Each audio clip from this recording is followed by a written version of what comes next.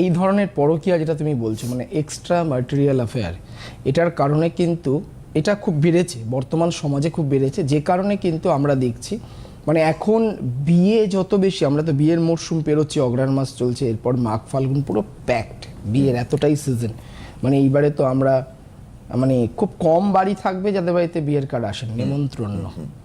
তো সেখান থেকে দাঁড়িয়ে বিয়ে যেমন ভুরি ভুরি বিয়ে হচ্ছে, তেমন বছরটা পুরোটা পেরিয়ে গেলে 2025 পুরোটা পেরিয়ে গেলেও কিন্তু আপনারা খোঁজ নিয়ে দেখবেন ভুরি ভুরি ডিভোর্স শোনা যাচ্ছে, ভুরি ভুরি সাংসারিক জীবনে অশান্তি শোনা যাচ্ছে।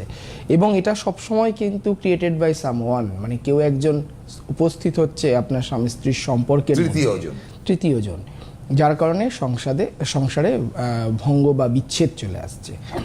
এই ভঙ্গ বিচ্ছেদের কারণে এই তৃতীয় জন যদি কোনো পুরুষের জীবনে কোনো মহিলা হন বা কোনো মহিলার জীবনে কোনো পুরুষ হন, তাহলে সেক্ষেত্রে এটার জন্য অবশ্যই গ্রহ দায়ী হয়। এবং এই গ্রহ দায়ীর জন্য আমরা যেমন বিশেষ করে মঙ্গল শুক্রের কানেকশন, শুক্রের সাথে রাহু বা কেতুর কানেকশন, এগুলো যদি থাকে তাহলে বেশিরভাগ ক্ষেত্রে এই ধরনের সমস্যা আমরা দেখতে পারি। মঙ্গল শুক্র কানেকশানে কিন্তু ম্যাক্সিমাম ক্ষেত্রে আমরা দেখি যে এক্সট্রা ম্যাটেরিয়াল অ্যাফেয়ার অথবা যে সমাজের জন্য, বাড়ির জন্য, পরিবারের জন্য সেই পুরুষ বা মহিলা প্রকাশ করতে পারছেন না, কিন্তু তিনি মনে মনে কাউকে ভালোবেসে ফেলেছেন বা তাকে উনি ভালোবাসেন, তাকে উনি ফলো করেন।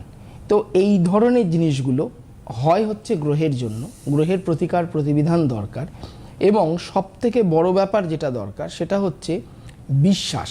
কারণ বর্তমান সময়ে এই শব্দটির বড় অভাব, দুটো শব্দ আমার মনে হয় জীবনে এখন বড় অভাব, একটা হচ্ছে বন্ধু, একটা হচ্ছে বিশ্বাস। এই দুই বয়ের অভাবে আমাদের জীবন কিন্তু এখন আস্তে আস্তে তলিয়ে যাচ্ছে। কারণ আমরা প্রত্যেকেই এতটা ডেসপারেট হয়ে গেছি, যেখানে দাঁড়িয়ে আমরা কোন স্টেপ নিচ্ছি না করছি আমরা কোনো রকম বদার্ট করছি না কাউকেই। এইখান থেকে দাঁড়িয়ে শুরু হচ্ছে আপনার একটা ভুল সিদ্ধান্ত নেওয়ার জায়গা।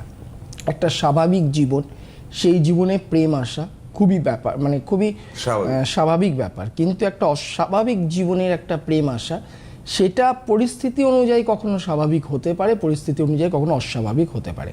কারণ আমরা একটা সময় মানে আমি লাস্ট কয়েক বছর আগে দুর্গাপুর চেম্বারে আমি দেখলাম একটি মেয়ে আমার কাছে এসে সে তার